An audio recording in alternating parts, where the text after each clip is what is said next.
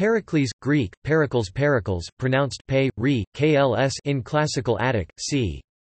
495–429 BC, was a prominent and influential Greek statesman, orator and general of Athens during the Golden Age, specifically the time between the Persian and Peloponnesian Wars. He was descended, through his mother, from the powerful and historically influential Alcmaeonid family. Pericles had such a profound influence on Athenian society that Thucydides, a contemporary historian, acclaimed him as the first citizen of Athens. Pericles turned the Delian League into an Athenian empire, and led his countrymen during the first 2 years of the Peloponnesian War. The period during which he led Athens, roughly from 461 to 429 BC, is sometimes known as the Age of Pericles, though the period thus denoted can include times as early as the Persian Wars, or as late as the next century. Pericles promoted the arts and literature. It is principally through his efforts that Athens holds the reputation of being the educational and cultural center of the ancient Greek world. He started an ambitious project that generated most of the surviving structures on the Acropolis, including the Parthenon. This project beautified and protected the city, exhibited its glory, and gave work to the people. Pericles also fostered Athenian democracy to such an extent that critics call him a populist. Early years. Pericles was born c. 495 BC, in Athens, Greece. He was the son of the politician Xanthippus, who, though ostracized in 485–484 BC, returned to Athens to command the Athenian contingent in the Greek victory at Mycale just 5 years later. Pericles' mother, Agariste, a member of the powerful and controversial noble family of the Alcmaeonidae, and her familial connections played a crucial role in helping start Xanthippus' political career. Agariste was the great-granddaughter of the tyrant of Sicyon, Cleisthenes, and the niece of the Athenian reformer Cleisthenes. According to Herodotus and Plutarch, Agariste dreamed, a few nights before Pericles' birth, that she had borne a lion. Legends say that Philip II of Macedon had a similar dream before the birth of his son, Alexander the Great. One interpretation of the dream treats the lion as a traditional symbol of greatness, but the story may also allude to the unusually large size of Pericles' skull, which became a popular target of contemporary comedians who called him Squill Head, after the squill or sea onion. Although Plutarch claims that this deformity was the reason that Pericles was always depicted wearing a helmet, this is not the case. The helmet was actually the symbol of his official rank as strategos general. Pericles belonged to the tribe of Achamantis. His early years were quiet. The introverted young Pericles avoided public appearances, instead preferring to devote his time to his studies. His family's nobility and wealth allowed him to fully pursue his inclination toward education. He learned music from the masters of the time. Damon or Pythoclides could have been his teacher, and he is considered to have been the first politician to attribute importance to philosophy. He enjoyed the company of the philosophers Protagoras, Zeno of Elea, and Anaxagoras. Anaxagoras, in particular, became a close friend and influenced him greatly. Pericles' manner of thought and rhetorical charisma may have been in part products of Anaxagoras' emphasis on emotional calm in the face of trouble and skepticism about divine phenomena. His proverbial calmness and self-control are also often regarded as products of Anaxagoras' influence. Political career until 431 BC. Entering politics. In the spring of 472 BC, Pericles presented the Persians of Aeschylus at the Greater Dionysia as a liturgy, demonstrating that he was one of the wealthier men of Athens. Simon Hornblower has argued that Pericles' selection of this play, which presents a nostalgic picture of Themistocles' famous victory at Salamis, shows that the young politician was supporting Themistocles against his political opponent Simon, whose faction succeeded in having Themistocles ostracized shortly afterwards. Plutarch says that Pericles stood first among the Athenians for 40 years. If this was so, Pericles must have taken up a position of leadership by the early 460s BC, in his early or mid-30s. Throughout these years he endeavored to protect his privacy and to present himself as a model for his fellow citizens. For example, he would often avoid banquets, trying to be frugal. In 463 BC, Pericles was the leading prosecutor of Simon, the leader of the conservative faction who was accused of neglecting Athens' vital interests in Macedon. Although Simon was acquitted, this confrontation proved that Pericles' major political opponent was vulnerable. Ostracizing Simon. Around 461 BC, the leadership of the Democratic Party decided it was time to take aim at the Areopagus, a traditional council controlled by the Athenian aristocracy, which had once been the most powerful body in the state. The leader of the party and mentor of Pericles, Ephialtes, proposed a reduction of the Areopagus powers. The Ecclesia, the Athenian assembly, adopted Ephialtes' proposal without opposition. This reform signaled the beginning of a new era of radical democracy. The Democratic Party gradually became dominant in Athenian politics, and Pericles seemed willing to follow a populist policy in order to cajole the public. According to Aristotle, Pericles' stance can be explained by the fact that his principal political opponent, Simon, was both rich and generous, and was able to gain public favor by lavishly handing out portions of his sizable personal fortune. The historian Lauren J. Samones too argues, however, that Pericles had enough resources to make a political mark by private means, had he so chosen. In 461 BC, Pericles achieved the political elimination of this opponent using ostracism. The accusation was that Simon betrayed his city by aiding Sparta. After Simon's ostracism, Pericles continued to promote a populist social policy. He first proposed a decree that permitted the poor to watch theatrical plays without paying, with the state covering the cost of their admission.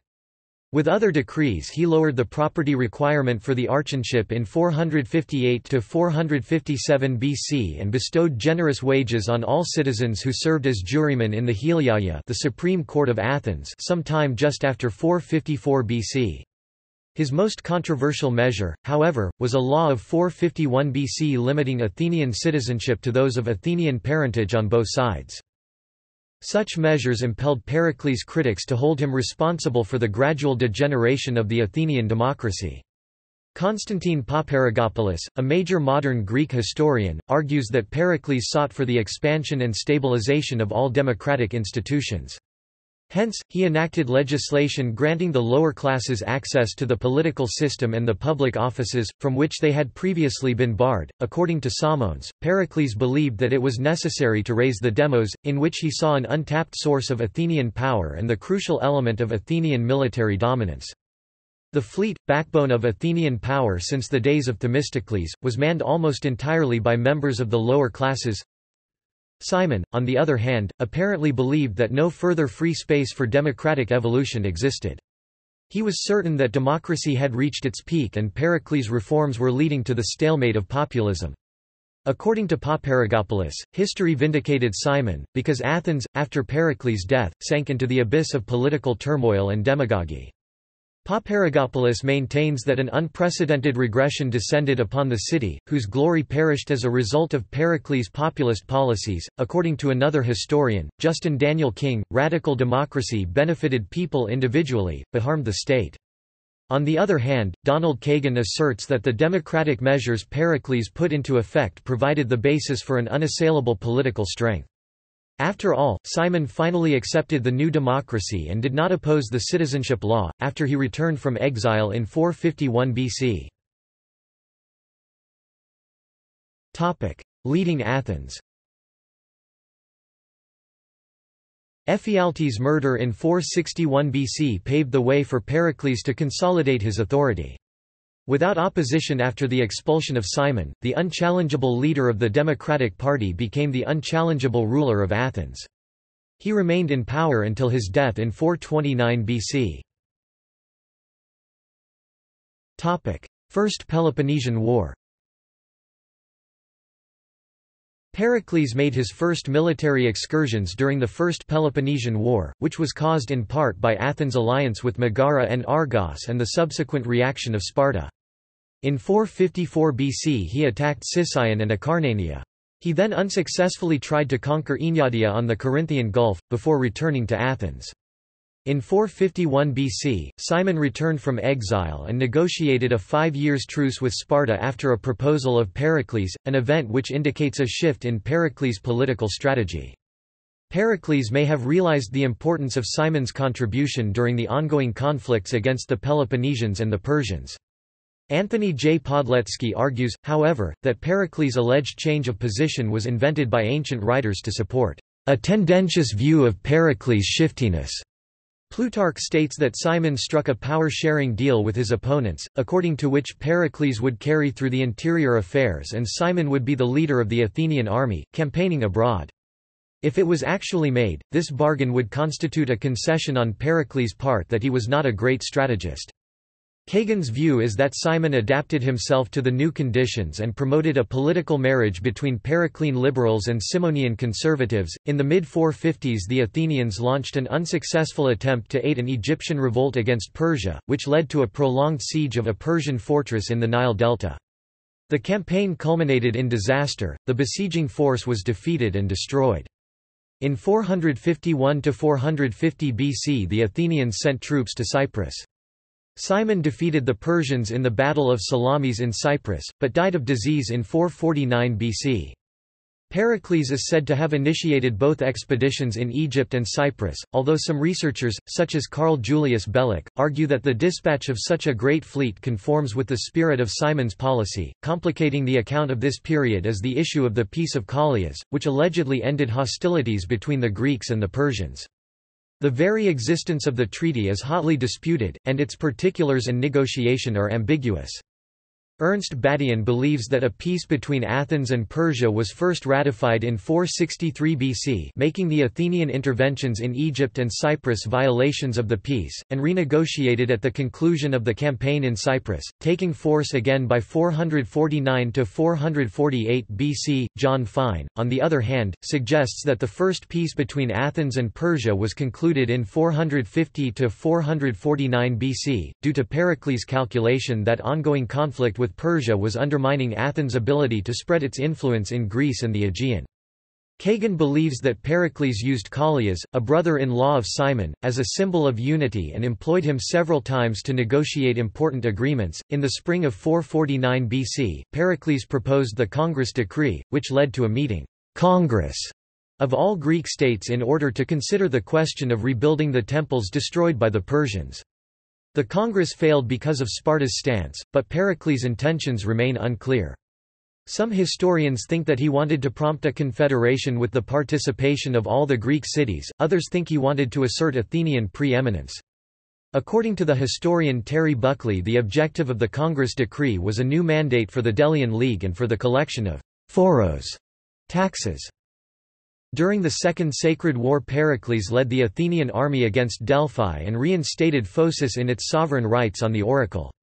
In 447 BC, Pericles engaged in his most admired excursion, the expulsion of barbarians from the Thracian peninsula of Gallipoli, in order to establish Athenian colonists in the region. At this time, however, Athens was seriously challenged by a number of revolts among its subjects.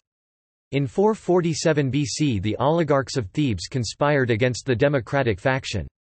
The Athenians demanded their immediate surrender, but after the Battle of Coronea, Pericles was forced to concede the loss of Boeotia in order to recover the prisoners taken in that battle. With Boeotia in hostile hands, Phocis and Locris became untenable and quickly fell under the control of hostile oligarchs. In 446 BC, a more dangerous uprising erupted. Euboea and Megara revolted. Pericles crossed over to Euboea with his troops, but was forced to return when the Spartan army invaded Attica. Through bribery and negotiations, Pericles diffused the imminent threat, and the Spartans returned home. When Pericles was later audited for the handling of public money, an expenditure of 10 talents was not sufficiently justified, since the official documents just referred that the money was spent for a very serious purpose. Nonetheless, the serious purpose, namely the bribery, was so obvious to the auditors that they approved the expenditure without official meddling and without even investigating the mystery. After the Spartan threat had been removed, Pericles crossed back to Euboea to crush the revolt there. He then punished the landowners of Chalchi, who lost their properties. The residents of Histiaea, meanwhile, who had butchered the crew of an Athenian trireme, were uprooted and replaced by 2,000 Athenian settlers. The crisis was brought to an official end by the 30 Years' Peace, winter of 446 to 445 BC, in which Athens relinquished most of the possessions and interests on the Greek mainland which it had acquired since 460 BC, and both Athens and Sparta agreed not to attempt to win over the other states' allies. Final battle with the conservatives. In 444 BC, the conservative and the democratic factions confronted each other in a fierce struggle. The ambitious new leader of the conservatives, Thucydides, not to be confused with the historian of the same name, accused Pericles of profligacy, criticizing the way he spent the money for the ongoing building plan. Thucydides initially managed to incite the passions of the ecclesia regarding these charges in his favor. However, when Pericles took the floor, his resolute arguments put Thucydides and the conservatives firmly on the defensive. Finally, Pericles proposed to reimburse the city for all questionable expenses from his private property, with the proviso that he would make the inscriptions of dedication in his own name. His stance was greeted with applause, and Thucydides was soundly, if unexpectedly, defeated. In 442 BC, the Athenian public voted to ostracize Thucydides from the city for 10 years, and Pericles was once again the unchallenged ruler of the Athenian political arena. Athens' rule over its alliance. Pericles wanted to stabilize Athens' dominance over its alliance and to enforce its pre-eminence in Greece. The process by which the Delian League transformed into an Athenian empire is generally considered to have begun well before Pericles' time, as various allies in the league chose to pay tribute to Athens instead of manning ships for the league's fleet, but the transformation was speeded and brought to its conclusion by Pericles. The final steps in the shift to empire may have been triggered by Athens' defeat in Egypt, which challenged the city's dominance in the Aegean and led to the revolt of several allies, such as Miletus and Erythrae. Either because of a genuine fear for its safety after the defeat in Egypt and the revolts of the allies, or as a pretext to gain control of the league's finances, Athens transferred the treasury of the alliance from Delos to Athens in 454 to 453 BC. By 450 to 449 BC, the revolts in Miletus and Erythrae were quelled and Athens restored its rule over its allies. Around 447 BC, Clearchus proposed the coinage decree, which imposed Athenian silver coinage, weights and measures on all of the allies. According to one of the decree's most stringent provisions, surplus from a minting operation was to go into a special fund, and anyone proposing to use it otherwise was subject to the death penalty. It was from the alliance's treasury that Pericles drew the funds necessary to enable his ambitious building plan, centered on the Periclean Acropolis, which included the Propylaea, the Parthenon and the golden statue of Athena, sculpted by Pericles' friend, Phidias. In 449 BC, Pericles proposed a decree allowing the use of 9,000 talents to finance the major rebuilding program of Athenian temples. Angelos Vlachis, a Greek academician, points out the utilization of the alliance's treasury, initiated and executed by Pericles, as one of the largest embezzlements in human history. This misappropriation financed, however, some of the most marvelous artistic creations of the ancient world. Samian War. The Samian War was one of the last significant military events before the Peloponnesian War. After Thucydides' ostracism, Pericles was re-elected yearly to the generalship, the only office he ever officially occupied, although his influence was so great as to make him the de facto ruler of the state. In 440 BC, Samos went to war against Miletus over control of Priene, an ancient city of Ionia on the foothills of Mycale.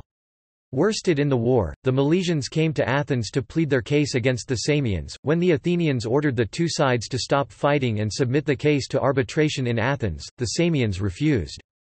In response, Pericles passed a decree dispatching an expedition to Samos, alleging against its people that, although they were ordered to break off their war against the Milesians, they were not complying.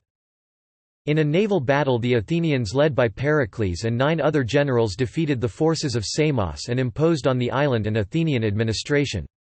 When the Samians revolted against Athenian rule, Pericles compelled the rebels to capitulate after a tough siege of 8 months, which resulted in substantial discontent among the Athenian sailors.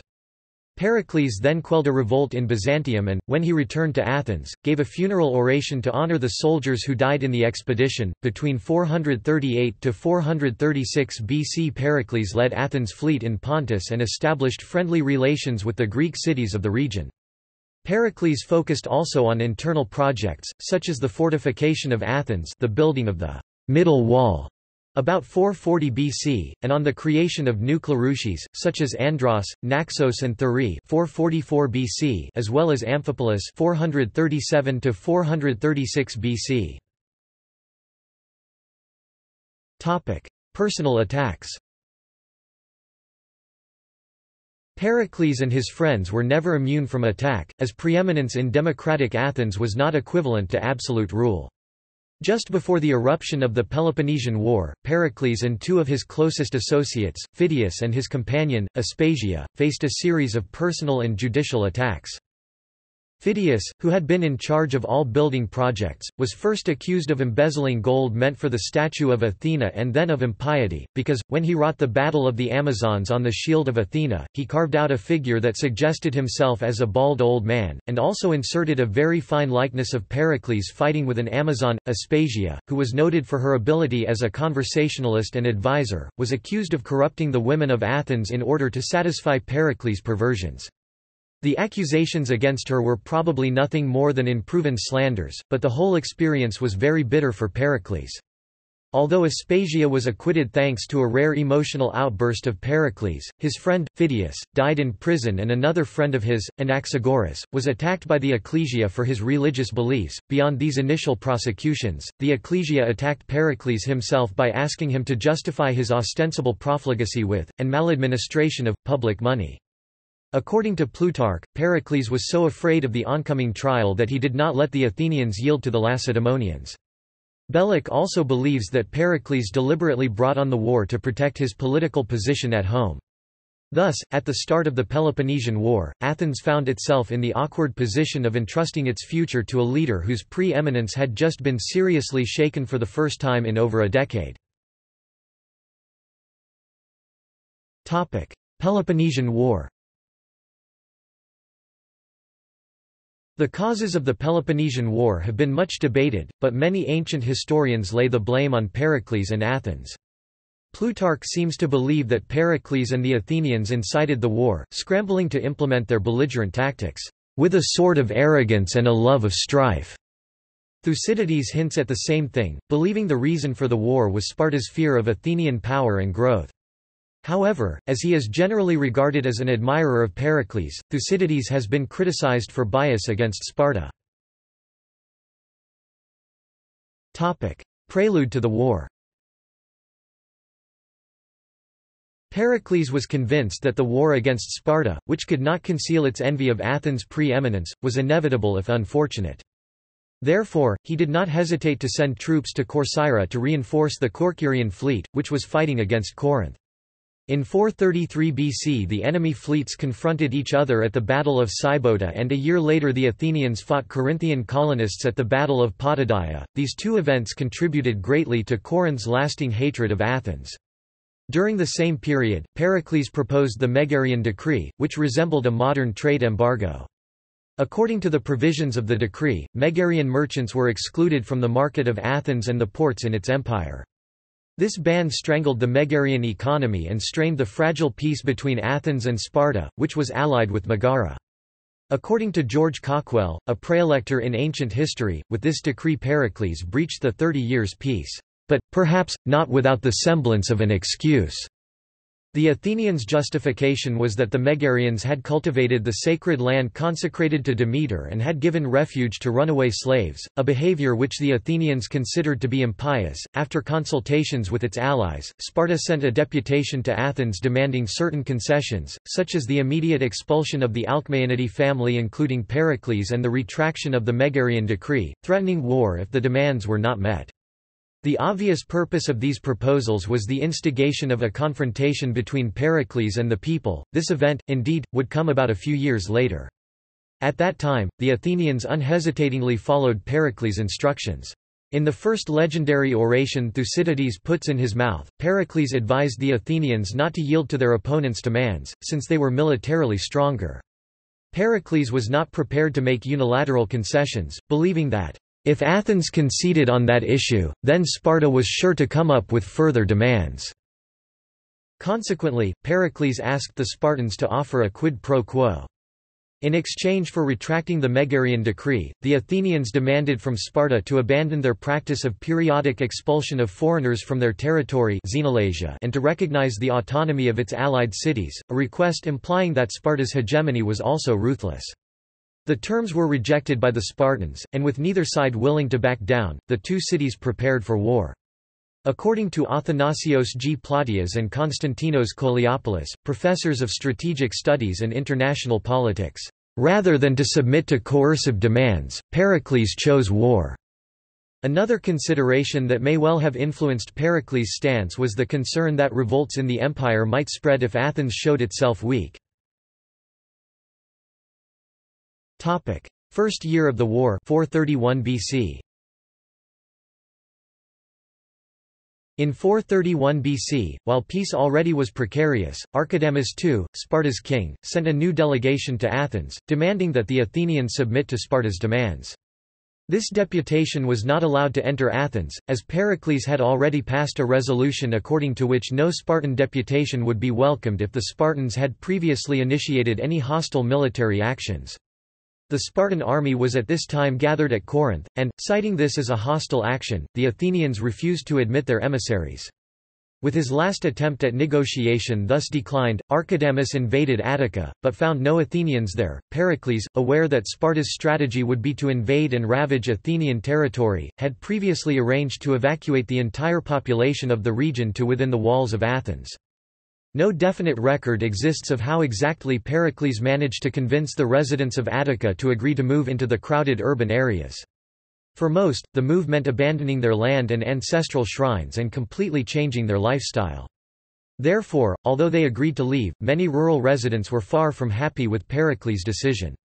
Pericles also gave his compatriots some advice on their present affairs and reassured them that, if the enemy did not plunder his farms, he would offer his property to the city.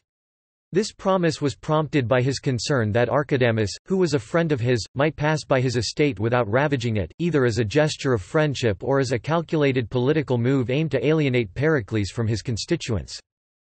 In any case, seeing the pillage of their farms, the Athenians were outraged, and they soon began to indirectly express their discontent towards their leader, who many of them considered to have drawn them into the war.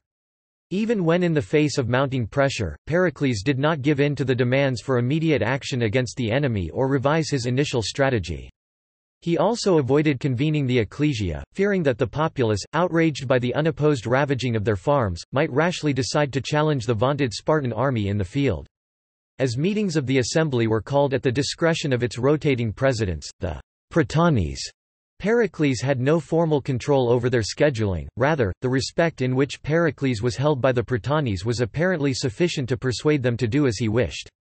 While the Spartan army remained in Attica, Pericles sent a fleet of 100 ships to loot the coasts of the Peloponnese and charged the cavalry to guard the ravaged farms close to the walls of the city. When the enemy retired and the pillaging came to an end, Pericles proposed a decree according to which the authorities of the city should put aside 1,000 talents and 100 ships, in case Athens was attacked by naval forces. According to the most stringent provision of the decree, even proposing a different use of the money or ships would entail the penalty of death. During the autumn of 431 BC, Pericles led the Athenian forces that invaded Megara, and a few months later, winter of 431 to 430 BC, he delivered his monumental and emotional funeral oration, honoring the Athenians who died for their city. Topic: Last military operations and death. In 430 BC, the army of Sparta looted Attica for a second time, but Pericles was not daunted and refused to revise his initial strategy. Unwilling to engage the Spartan army in battle, he again led a naval expedition to plunder the coasts of the Peloponnese, this time taking 100 Athenian ships with him. According to Plutarch, just before the sailing of the ships an eclipse of the sun frightened the crews, but Pericles used the astronomical knowledge he had acquired from Anaxagoras to calm them.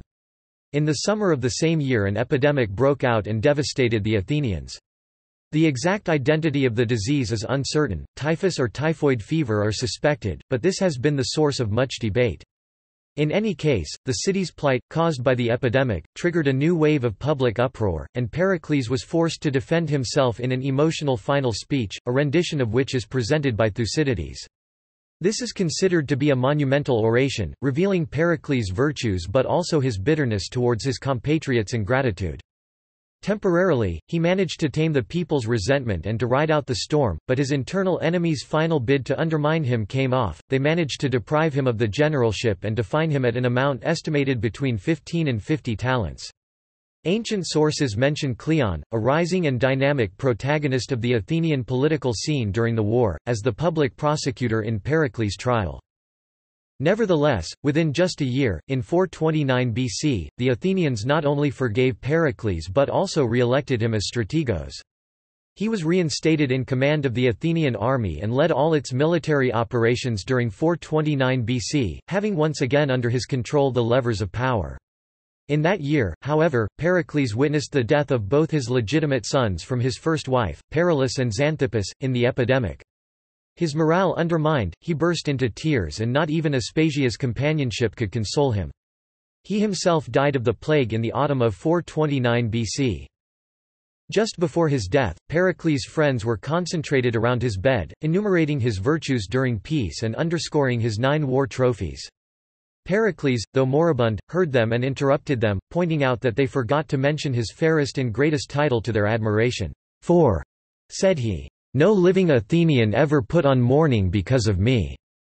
Pericles lived during the first 2.5 years of the Peloponnesian War and, according to Thucydides, his death was a disaster for Athens. Since his successors were inferior to him, they preferred to incite all the bad habits of the rabble and followed an unstable policy, endeavoring to be popular rather than useful. With these bitter comments, Thucydides not only laments the loss of a man he admired, but he also heralds the flickering of Athens' unique glory and grandeur. Pausanias c. 150 AD records I.29 seeing the tomb of Pericles along a road near the academy. Personal life. Pericles, following Athenian custom, was first married to one of his closest relatives, with whom he had 2 sons, Pericles and Xanthippus, but around 445 BC, Pericles divorced his wife. He offered her to another husband, with the agreement of her male relatives.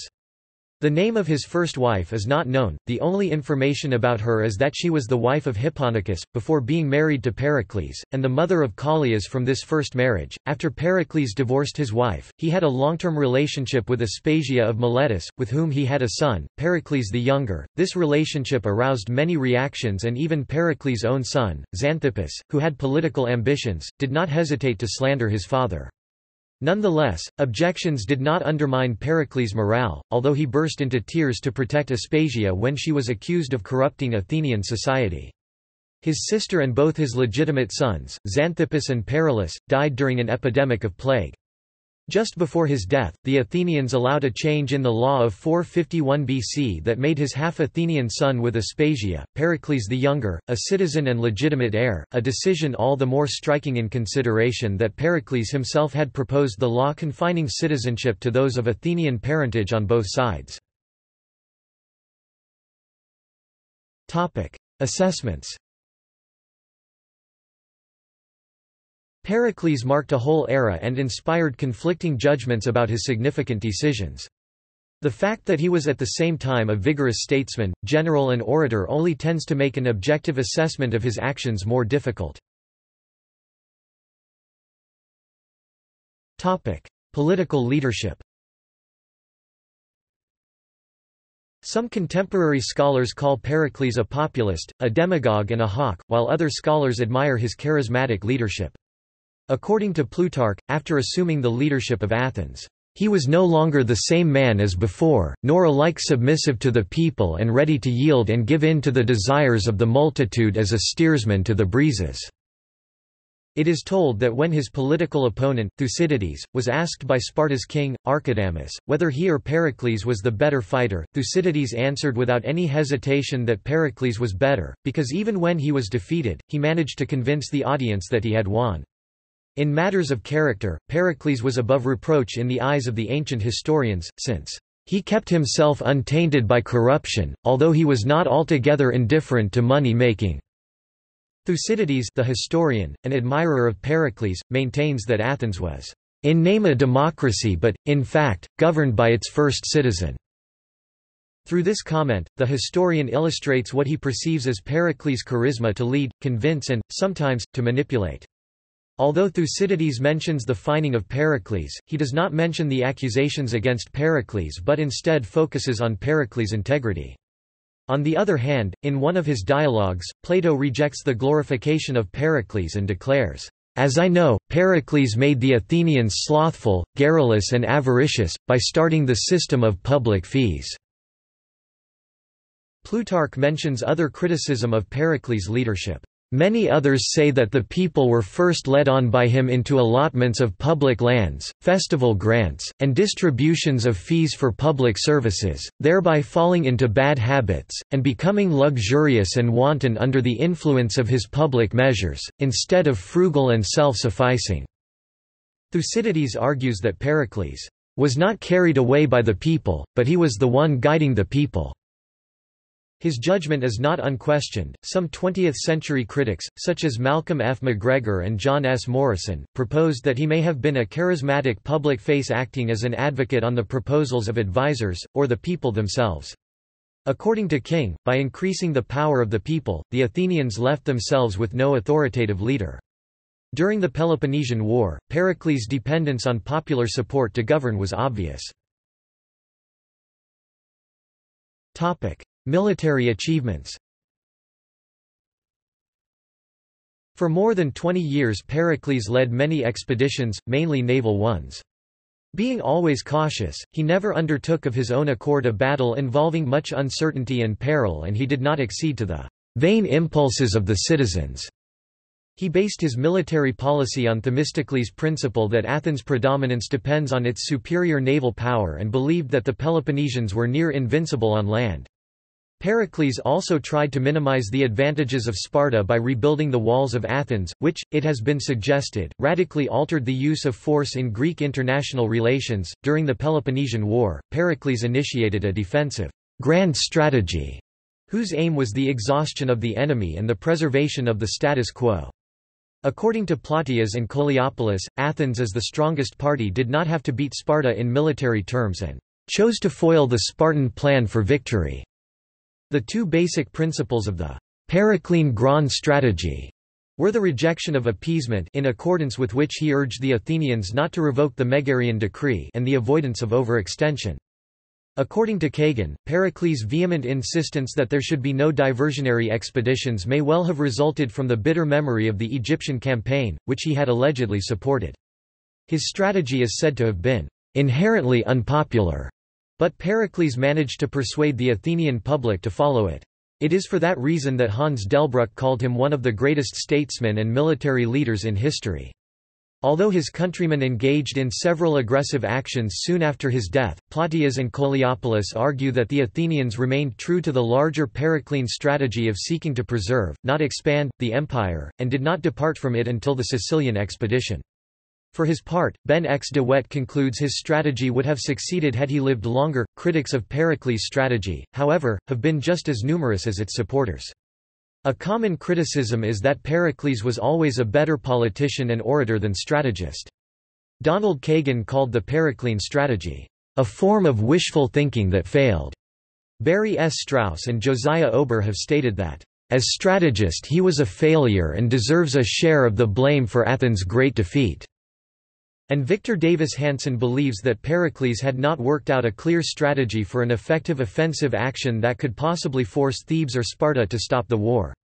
Kagan criticizes the Periclean strategy on 4 counts: first, that by rejecting minor concessions it brought about war; second, that it was unforeseen by the enemy and hence lacked credibility; third, that it was too feeble to exploit any opportunities; and fourth, that it depended on Pericles for its execution and thus was bound to be abandoned after his death. Kagan estimates Pericles' expenditure on his military strategy in the Peloponnesian War to be about 2,000 talents annually, and based on this figure concludes that he would only have enough money to keep the war going for 3 years. He asserts that since Pericles must have known about these limitations, he probably planned for a much shorter war. Others, such as Donald W. Knight, conclude that the strategy was too defensive and would not succeed. On the other hand, Plautius and Coleopolis reject these criticisms and state that The Athenians lost the war only when they dramatically reversed the Periclean grand strategy that explicitly disdained further conquests." Hansen stresses that the Periclean strategy was not innovative, but could lead to a stagnancy in favor of Athens. It is a popular conclusion that those succeeding him lacked his abilities and character. Oratorical skill. Modern commentators of Thucydides, with other modern historians and writers, take varying stances on the issue of how much of the speeches of Pericles, as given by this historian, do actually represent Pericles' own words and how much of them is free literary creation or paraphrase by Thucydides. Since Pericles never wrote down or distributed his orations, no historians are able to answer this with certainty. Thucydides recreated 3 of them from memory and, thereby, it cannot be ascertained that he did not add his own notions and thoughts. Although Pericles was a main source of his inspiration, some historians have noted that the passionate and idealistic literary style of the speeches Thucydides attributes to Pericles is completely at odds with Thucydides' own cold and analytical writing style. This might, however, be the result of the incorporation of the genre of rhetoric into the genre of historiography. That is to say, Thucydides could simply have used 2 different writing styles for 2 different purposes. Ioannis Kakritis and Arnold Gaume were 2 scholars who debated the originality of Pericles' oratory and last speech. Kakritis believes that Thucydides altered Pericles' words. Some of his strongest arguments included in the introduction of the speech, Thuc.11.35. Kakritis proposes that it is impossible to imagine Pericles deviating away from the expected funeral orator addressing the mourning audience of 430 after the Peloponnesian War. The 2 groups addressed were the ones who were prepared to believe him when he praised the dead, and the ones who did not. Gaume rejects Kakritis' position, defending the fact that nobody of men has ever been so conscious of envy and its workings as the Greeks, and that the Greeks and Thucydides in particular had a passion for covering all ground in their generalizations, not always relevantly. Kagan states that Pericles adopted an elevated mode of speech, free from the vulgar and knavish tricks of mob orators, and, according to Diodorus Siculus, he excelled all his fellow citizens in skill of oratory. According to Plutarch, he avoided using gimmicks in his speeches, unlike the passionate Demosthenes, and always spoke in a calm and tranquil manner. The biographer points out, however, that the poet Ion reported that Pericles' speaking style was a presumptuous and somewhat arrogant manner of address, and that into his haughtiness there entered a good deal of disdain and contempt for others. Gorgias, in Plato's homonymous dialogue, uses Pericles as an example of powerful oratory. In Menexenus, however, Socrates through Plato casts aspersions on Pericles' rhetorical fame, claiming ironically that, since Pericles was educated by Aspasia, a trainer of many orators, he would be superior in rhetoric to someone educated by Antiphon.